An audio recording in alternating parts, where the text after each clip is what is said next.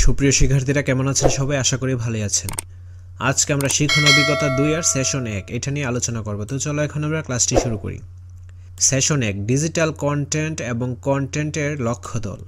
Digital উপহারে digital সমাধান শিখন অভিজ্ঞতায় আমরা একটি মজার কাজ করব। আমরা আমাদের কাছের মানুষের জন্য একটি ডিজিটাল উপহার বানাবো।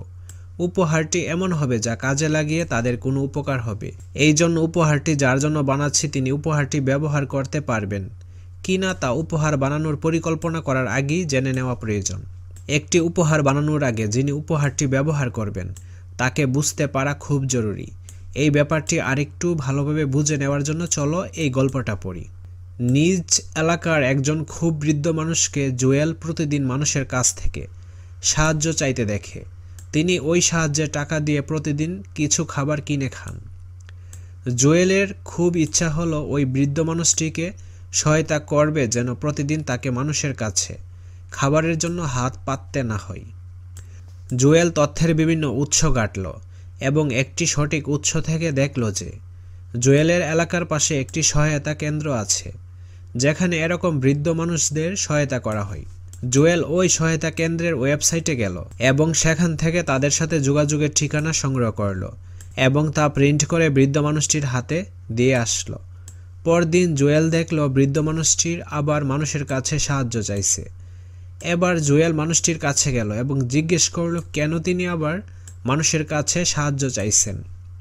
তিনি বললেন, বাবা তুমি তো আমারে একটা কাগজ দিয়া গেছিলা, কিন্তু আমি তো পড়তে পারি না, কাগজে কি ছিল কিছুই জানি না। তাহলে আমরা বুঝতে পারলাম আমরা যখন কাউকে কোনো তথ্য দিই তখন তাকে তার মতো করে তথ্যটি না দিলে কোনো লাভ হবে না। এই বিষয়টি আমাদের উপহার বানানোর সময় খেয়াল রাখতে হবে। আমরা এমন কোনো ডিজিটাল উপহার বানাবো যেখানে অনেক ধরনের তথ্য থাকতে পারে। উপহার হিসেবে আমরা একটি ডিজিটাল কন্টেন্ট তৈরি করব। কোনো নির্দিষ্ট দর্শক বা শ্রোতাকে উদ্দেশ্য করে মিডিয়ার মাধ্যমে প্রচারিত কোনো লেখা, ছবি, ভিডিও ইত্যাদি কন্টেন্ট বলে পরিচিত। আর ওই নির্দিষ্ট দর্শক বা শ্রোতাকে আমরা বলতে পারি লক্ষ্যদল বা টার্গেট গ্রুপ। আমরা বিভিন্ন মিডিয়া যেমন টেলিভিশন, ইন্টারনেট, পত্রিকা, ম্যাগাজিন, বই বা বিলবোর্ডে যেসব ছবি, ভিডিও, গান বা লেখা দেখতে পাই সেগুলোই কন্টেন্ট। কন্টেন্ট এর ধরন অনুযায়ী এর লক্ষ্যদল ভিন্ন হতে পারে। চলো আমরা একটি খেলার মাধ্যমে বিভিন্ন কন্টেন্টের লক্ষ্যদলের ভিন্নতা খুঁজে বের করি। খেলা শুরু করার আগে আমরা কিছু উদাহরণ দেখে নিই, তাহলে আমাদের খেলাটি খেলতে সুবিধা হবে। এখানে কন্টেন্ট হিসেবে রয়েছে কার্টুন, লক্ষ্যদল বা টার্গেট গ্রুপ শিশু কিশোর, গল্পের বই, নির্দিষ্ট বয়সে মানুষ যারা পড়তে পারেন, শাড়ির বিজ্ঞাপন, যে সকল নারী শাড়ি পরিধান করেন, টেলিভিশনে প্রচারিত ক্রিকেট খেলা, যারা ক্রিকেট খেলা পছন্দ করেন এবং যাদের টেলিভিশন দেখার সুবিধা আছে। মনে রাখতে হবে একটি কন্টেন্টের লক্ষ্যদল কিন্তু অনেক হতে পারে। যেমন বিদ্যালয়ের সামনে একটি কলমের বিজ্ঞাপনের পোস্টারের লক্ষ্যদল হতে পারে শিক্ষার্থী, শিক্ষক, অভিভাবক, কলমের খুচরা বিক্রেতা। এবার আমাদের খেলাটি কিভাবে খেলতে হবে তার নিয়ম জেনে নিই। আমাদের শ্রেণীকক্ষে পেছন থেকে সামনে যে কয়টি শিক্ষার্থীর সারি আছে আমরা সে কয়টি দল হব। সারির সর্বশেষ জনকে শিক্ষক একটি চিরকুট দেবেন, সেখানে একটি কন্টেন্টের নাম এবং বর্ণনা লেখা থাকবে। সারির সর্বশেষ জন তার নিজের খাতায় ওই কন্টেন্টটি লিখবে, তার নিচে একটি লক্ষ্যদলের নাম লিখবে। তার লেখা শেষ হলে সামনের জনকে খাতাটি দিবে, সামনের জন আরও একটি লক্ষ্যদলের নাম লিখবে এবং খাতাটি সামনের জনকে দিবে। এভাবে যে সারির খাতা সবার আগে সামনে আসবে এবং তার সবচেয়ে বেশি সঠিক লক্ষ্যদলের নাম লিখবে সে দলকে বিজয়ী ঘোষণা করা হবে। আগামী দিনের প্রস্তুতি। আমরা আজ থেকে আগামী 2 দিন আমাদের আশেপাশে যা কন্টেন্ট দেখতে পাবো তার লক্ষ্যদল কে বা কারা হতে পারে তা মনে মনে চিন্তা করব আর আমাদের পরিবারের অন্য সদস্যদের সাথে আলোচনা করব। সেশন 2 উপহার পরিকল্পনায় নিজেদের লক্ষ্যদল ঠিক করি। তো এগুলো তোমরা নিজেরা পড়ে নিবা, ঠিক আছে? আমরা এই অংশ থেকে পড়ে নিই।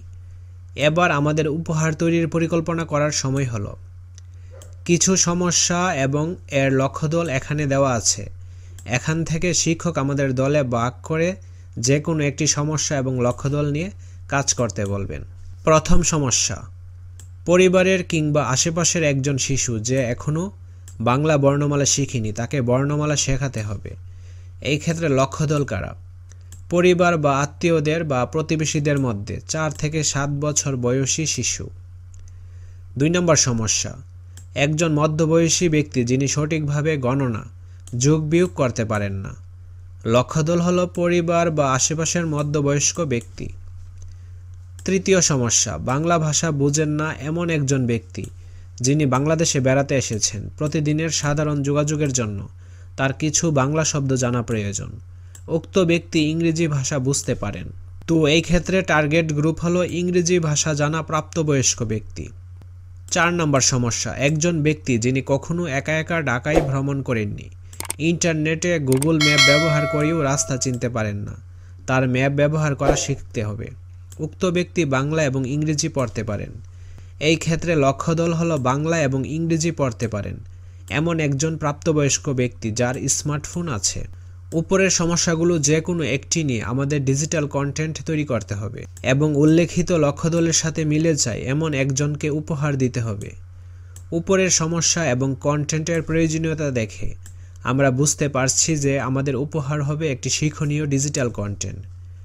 এখন আমরা শিক্ষকের সহায়তায় দলে ভাগ হয়ে যাব এবং আমরা কী ধরনের কন্টেন্ট বানাতে চাই তা নিজের দলের সদস্যদের সাথে আলোচনা করব। নিচের ঘরে আমাদের সবার চিন্তা বা আইডিয়াগুলো লিখব। আমরা যে ধরনের কন্টেন্ট বানাতে পারি বলে ভাবছি, চলো এর অ্যান্সারটা দেখে নিই। তো আমরা 2 ধরনের কন্টেন্ট বানাতে পারি, একটি হচ্ছে ডিজিটাল কন্টেন্ট এবং আরেকটি নন ডিজিটাল কন্টেন্ট। ডিজিটাল কন্টেন্টের মধ্যে রয়েছে অডিও, ভিডিও, ছবি। আর নন ডিজিটাল কন্টেন্টের মধ্যে রয়েছে কার্ড, পেপার কিংবা ডায়েরি, পোস্টার, হাতে আঁকানো ছবি ইত্যাদি। আজকের ক্লাসটি এই পর্যন্তই। পরবর্তী ক্লাসটি আমরা এই জায়গা থেকে শুরু করব। যারা চ্যানেলটি সাবস্ক্রাইব করে নাই তারা অবশ্যই চ্যানেলটি সাবস্ক্রাইব করে রাখো। ধন্যবাদ সবাইকে।